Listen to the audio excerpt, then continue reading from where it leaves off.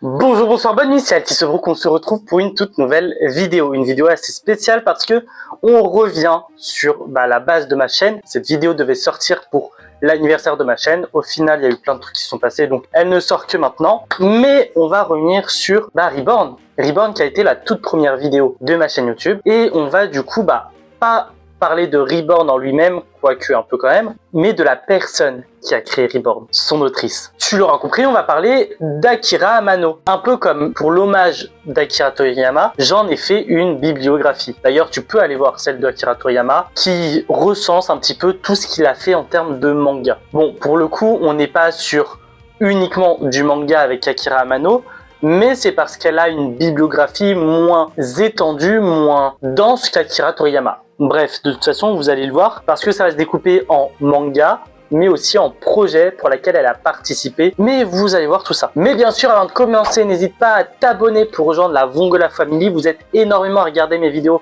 sans même m'être abonné, et ça, c'est franchement dommage. Mais surtout, n'hésite pas à répondre à cette question-là, comme d'habitude. Quel est l'objet qui hérite les gardiens Vongola dans le manga Katekyo Hitman Reborn, ou bien tout simplement Mon Prof le Tueur Reborn. Bref, maintenant que tout ça a été dit, maintenant que tout ça a été vu, c'est le moment de commencer et de vous présenter qui est Akira Amano.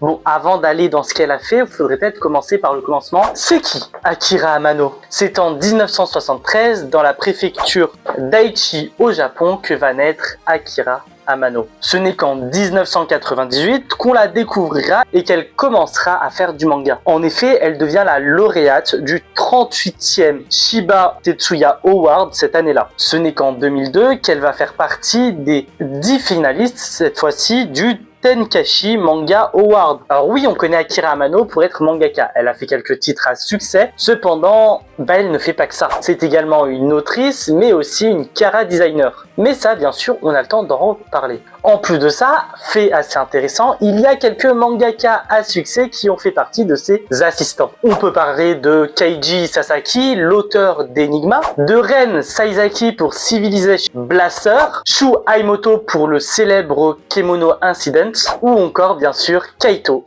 l'auteur de Blue Flag. On connaît tous Blue Flag, au moins de nom. Donc clairement, ouais, le CV est plutôt pas mal et ses assistants ont pu faire de bonnes carrières, je pense, en apprenant auprès d'Akira Amano. Maintenant qu'on a vu les bases, il est temps d'aller au plus dur. Bon, on va commencer par les mangas disparus. Alors pourquoi les mangas disparus? Tout simplement, ce sont des mangas qui sont soit sortis sous one-shot ou en duologie. Enfin bref, des mangas où on n'a pas trop d'informations.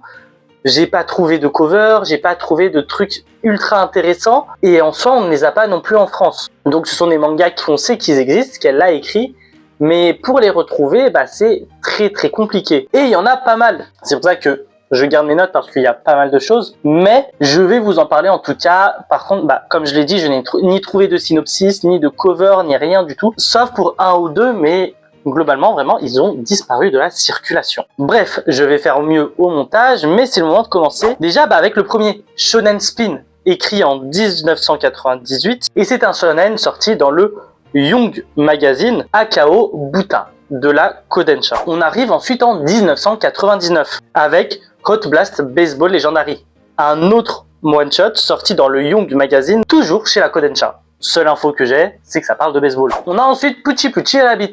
Alors, un manga en 2 tomes, sorti en 2000 et terminé en 2001. Lui, on le retrouve dans le Besatsu Young Magazine, chez Akita Shoten, une autre maison d'édition. Alors lui, il est un peu spécial parce qu'il est considéré comme très fortement lié à Reborn dans son côté très humour, très comique. Donc possiblement utilisé comme base dans son humour, dans la forme de l'humour. Petite info en plus que j'ai trouvé sur lui, mais rien de plus. On continue avec Monkey Business. Un one-shot cette fois sorti en 2002 dans le Young Magazine, ce qui signe le retour d'Akira Amano chez Kodansha. Et pour terminer, en 2003, elle nous sort un autre one-shot, Bakuhatsu Hawk, dans l'Akamaru Jump. Ce qui marque pour cette fois son entrée chez la Shueisha. Ouais, elle a fait pas mal de maisons d'édition. En tout cas, ce n'est pas terminé parce qu'elle en a fait d'autres, des mangas.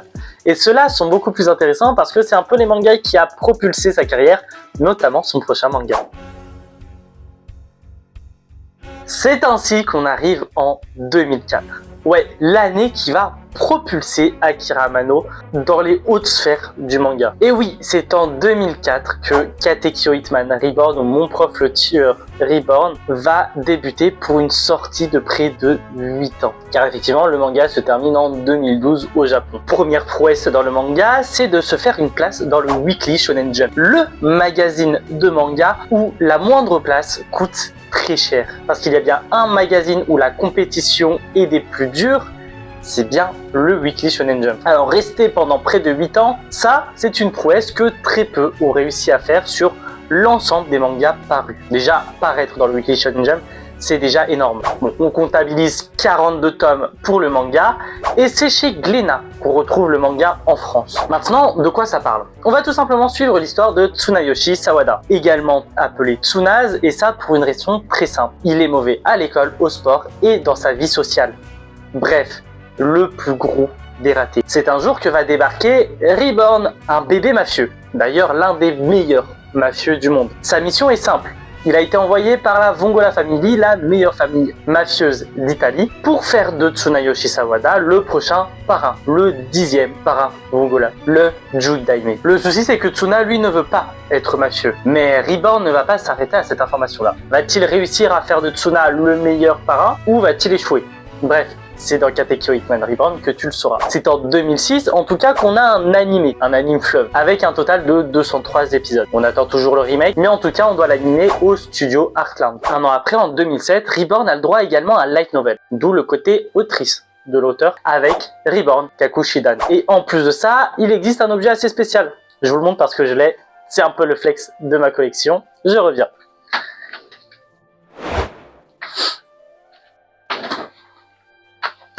Et effectivement, c'est en 2010 que Akira Amano nous sort Reborn Coloré, une espèce d'artbook de Reborn avec énormément d'illustrations en couleur.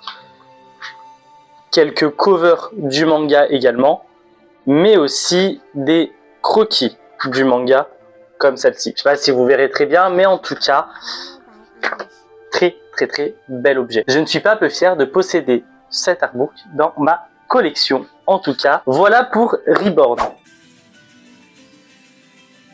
Il est temps de passer à un autre manga de sa carrière, Akira Amano, et c'est tout simplement Held Live. Or celui-là, il est sorti en 2013 et se termine en 2008 dans le Jump Live, puis ensuite dans le Jump Plus chez la Shueisha. On comptabilise 11 tomes au Japon et malheureusement le manga n'existe pas en France. Personne ne l'a repris, sûrement parce que ça devait pas être le meilleur des mangas non plus, hein. Personne s'est laissé tenter. En tout cas, pour mon plus grand regret. De quoi ça parle? On va tout simplement suivre l'histoire de Shuta Kokonose, un jeune orphelin qui vit avec sa tante. Il est néanmoins considéré comme le petit comique de sa classe, voire même de son établissement scolaire. Il est très apprécié par ses camarades, le souci c'est qu'il ne fait pas exprès, et ça ce n'est pas de sa faute. Il est le seul à entendre des espèces de voix qui le perturbent à longueur de journée. Et ça le met dans des situations totalement invraisemblables. Bref, en tout cas, ce qui est sûr, c'est que tout va changer le jour où un petit alien bleu va débarquer chez lui. Et va l'emmener genre très loin. Genre très loin. Genre en dehors de la Terre, quoi. C'est en tout cas là où va l'emmener cet alien bleu que Shuta va découvrir un homme parmi tous ces aliens, ces extraterrestres, du nom de Renbrick. Il fait tout simplement partie de la police du système solaire Held Live, dont leur seul but est de maintenir la paix. C'est normalement ce qui est censé faire la police. Mais ça, c'est encore autre chose. Or, pourquoi Shuta s'est retrouvé là-bas? Ça, c'est une question que je me pose et que vous vous posez sûrement. Il a tout simplement été choisi pour devenir un des prochains policiers, mais pour ça, il va devoir passer des épreuves. Cependant, il va retrouver Mizuru, celle qui va tout simplement encadrer ses épreuves et qui va juger s'il est apte ou pas de rejoindre la police. Elle est totalement contre qu'il intègre la Held Live. Bon, coup dur pour Shuta, qui pourtant est amoureux d'elle, en secret. Ouais, c'est sa camarade de classe, quoi. En tout cas, maintenant, comment tout ça va se passer? Je vous laisse trouver le manga. Personnellement, je ne l'ai trouvé nulle part, donc ça va être compliqué. Mais ce qui est sûr, c'est qu'il existe un anime, réalisé par le studio Pierrot. À tenter. Faut que je le regarde, je ne l'ai pas encore vu.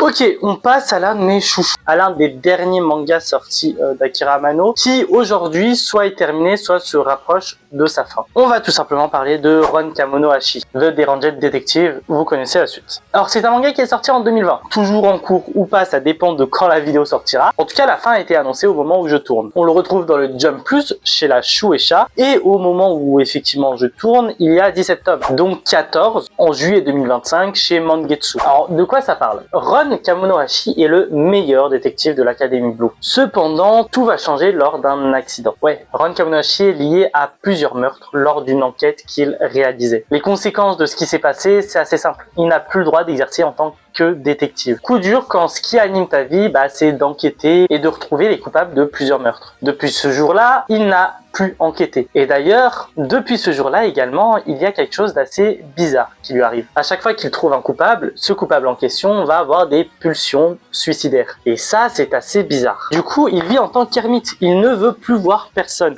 Et s'enferme chez lui. Jusqu'au jour où il va rencontrer Totomaru Ishiki, un policier des plus nuls. Il est éclaté en tant que policier. Cependant, Ishiki va réussir à faire sortir Ron de sa tanière. Il va lui proposer de collaborer ensemble et d'ainsi de pouvoir boucler pas mal de dossiers, pas mal d'enquêtes dont il stagnait énormément. Et d'ailleurs, l'un des buts de cette collaboration, c'est également de comprendre la vérité sur cet incident qui a touché Ron à jamais. Bref, vont-ils y arriver? Ça, il y a le manga à lire ou bien l'anime réalisé par Domedia. Actuellement, il y a 2 saisons, donc franchement, il y a déjà de quoi faire.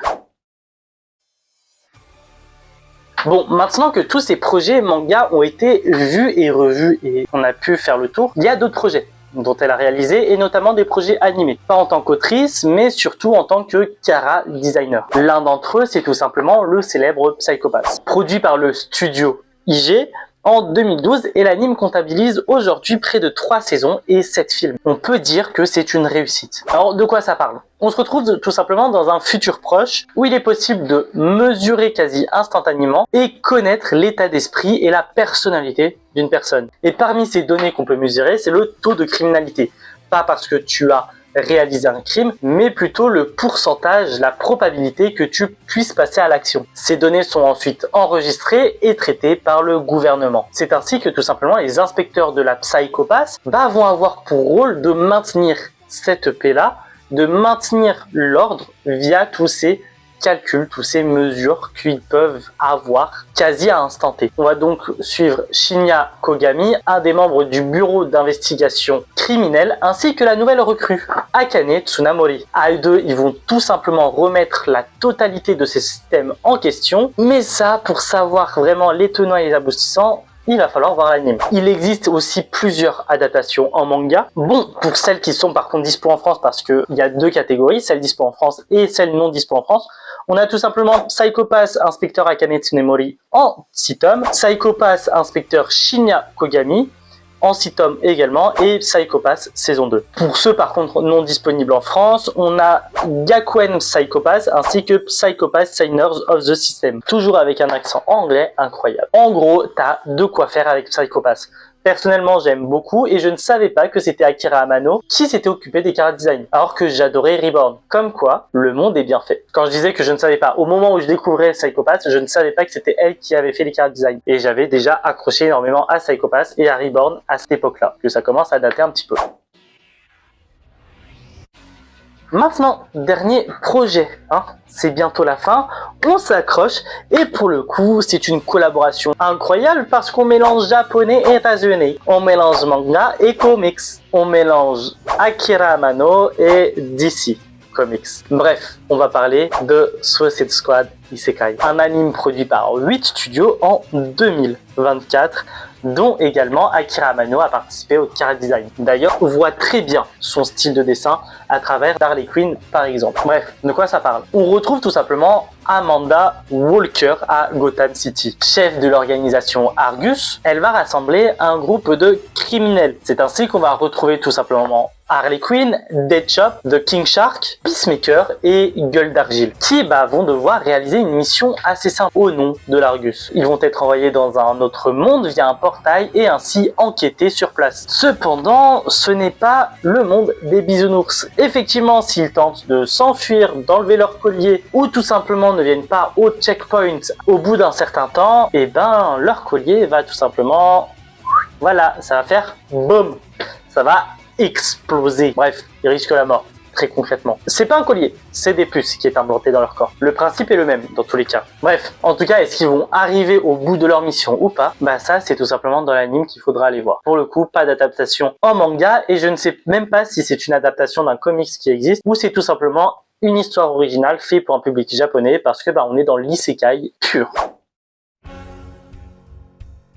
Bon, voilà un petit peu pour cette vidéo, on arrive à la fin. Même moi, qui adore l'autrice, qui a vu quand même pas mal de ses œuvres, qui a consommé pas mal de ses œuvres, déjà Reborn, Ron Kamonohashi, je les ai lus. J'ai vu l'anime de Ron Kamonohashi, j'ai vu l'anime de Reborn, j'ai vu l'intégralité de Psycho Pass, j'ai vu l'intégralité de Suicide Squad Isekai. Head Live, c'est un manga que je dois découvrir encore. Et sinon, bah, les autres, je ne les ai pas trouvés, donc ça va être un peu compliqué. J'ai pris énormément de plaisir à tourner cette vidéo-là, à l'écrire aussi, parce que bah, ça reste une autrice que j'adore, que j'aime beaucoup. Ma consommation du manga ne serait pas pareille si je n'avais pas connu Reborn. Ce serait pas pareil. Je ne serais pas qui je suis si je n'aurais pas connu Reborn, parce que c'est un manga qui a littéralement changé ma façon d'être un petit peu et ma façon de vivre. Bref, c'est d'ailleurs pour ça que Tsuna est l'un de mes personnages préférés, hein, même si ce n'est pas le personnage préféré, c'est l'un de ceux que je préfère, parce que oui, Yamamoto Takeshi existe quand même et il est quand même au-dessus, mais ça c'est un autre détail. Bref, avant de se quitter, je te rappelle la petite question, quel est l'objet qu'héritent les gardiens Vongola dans Katekyo Hitman Reborn ou dans Mon Professeur le Tueur Reborn, pour ceux qui voulaient la VF. Nous, en tout cas, on se retrouve très bientôt, mais avant ça, n'hésite pas à t'abonner pour rejoindre la Vongola Family. N'hésite pas à mettre dans les commentaires la réponse et les mangas que tu connaissais, que tu ne connaissais pas, ceux que tu aimerais découvrir, ceux que tu as déjà découvert, etc., etc. Activez la cloche de notification pour être prévenu dès qu'une nouvelle vidéo sort. N'hésite pas à me rejoindre dans l'intégralité de mes réseaux sociaux via le lien qui est juste en dessous, notamment le nouveau compte Insta. Hein, tout est dans le Linktree, j'ai pu le mettre à jour. Ça me donnera de la force et l'envie aussi de reposter là-dessus. Nous, en tout cas, on se retrouve dès la semaine prochaine pour une nouvelle vidéo Pokémon et dans 2 semaines pour une nouvelle vidéo manga anime. Peut-être qu'entre-temps, il y aura une 3e vidéo un peu bonus. Bref, on se retrouve très bientôt. À plus les brookistes.